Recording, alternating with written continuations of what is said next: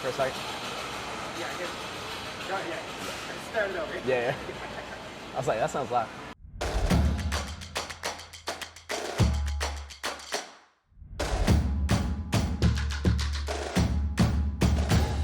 My name's Alex Flores, from New Orleans, Louisiana, born and raised.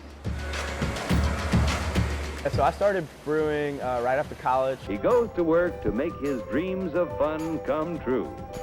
In my early 20s, moved out to San Diego to see if I liked it, see if I wanted to be in the industry, and kind of fell in love with it out there. And ended up staying out there for almost 6 years, 5.5 years, and came back home. Most New Orleans kids do, I think.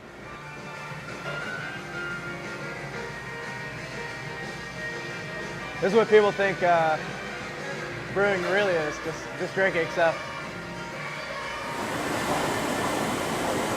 It's actually an English malt called Golden Promise. It's got kind of tastes like cereal milk kind of. It's like this really cool, like sweet, slightly sweet, but really pale malt.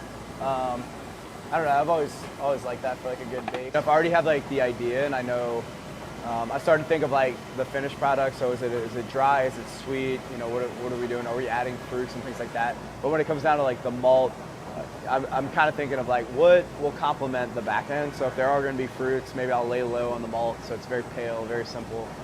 If it's something like the fruity coffee sour, you know, maybe we're adding like a little bit more of like that golden naked oat or something just to give it like another dynamic. What is it? It's supposed to be the Mixed Berry Nerds. It's like a beer for pride we're doing. When I'm trying to design a beer, it usually comes from some sort of external force. So whether it's talking to people, especially like through running, through fitness, through other facets of my life.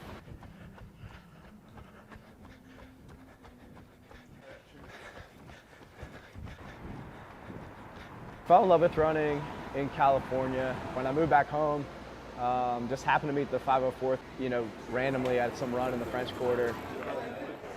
It's a big crowd. It's gonna be a good night. Thank you for coming out, 504th. We got any first timers? First timer? First timer? 3? All right. 3 of them. I feel like we haven't had any in a while, but welcome to 504th. I was honored to be kind of brought in as a captain, and it means a lot to me, especially being from New Orleans and being able to be like a bigger part of the 504th and help expand its footprint and its view. All the way up. Good job. Good job, y'all. Usually don't do that much, but the quarter, you know, adds a little bit of a maze. But yeah, pretty chaotic. But that's why people love it, I think. Been fortunate to lead some really cool runs. When we started at Son of a Saint, and it was kind of right before they redid their entire building. Leading a run from there and shining light on them, they were super gracious, came out and talked to us before the run. You know, I think a lot of people got a good perspective of what they're all about. Such a really cool organization in the city. I've always been a big advocate for New Orleans, and I love this city.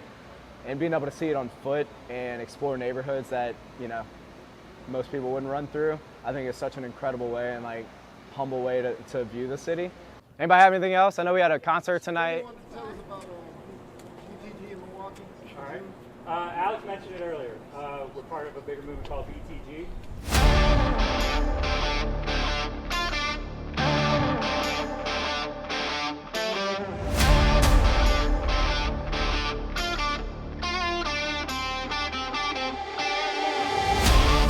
Bridge the Gap when we hosted that in 2020 was great to meet crews from around the world. We were part of a bigger movement called Bridge the Gap, bridging the gap between communities through moving your body.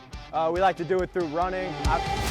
Also, we made a beer for the crew. I mean, something that was really cool because we had crews come from around the world and drink it and put it on tap at Molly's, and that was a really cool moment to kind of see everyone enjoying this beer that was made for this bigger movement in our running community. So that's also one that's up there.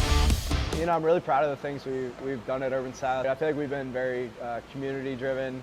It's fun working with partners like Molly's that are everyone's welcome, and that's kind of our motive here is like we want to make beers that everyone wants to drink. We want people to come feel comfortable, and I think that, you know, working with people like that has been really healthy, you know, for myself, and I think that ties into, you know, like also my love with like the 504th. You know, we give so much back to our community, and it's very inclusive, and I just think like the people that lead our crew and that are associated with our crew are some of the most impactful, just incredible people I've met in this city that are making sure our city stays moving forward and progressive. And I think Urban South and the crew kind of tie together in that way, very community focused, and we allow everyone to be themselves. And I think that's how I was raised, is to be yourself, be weird.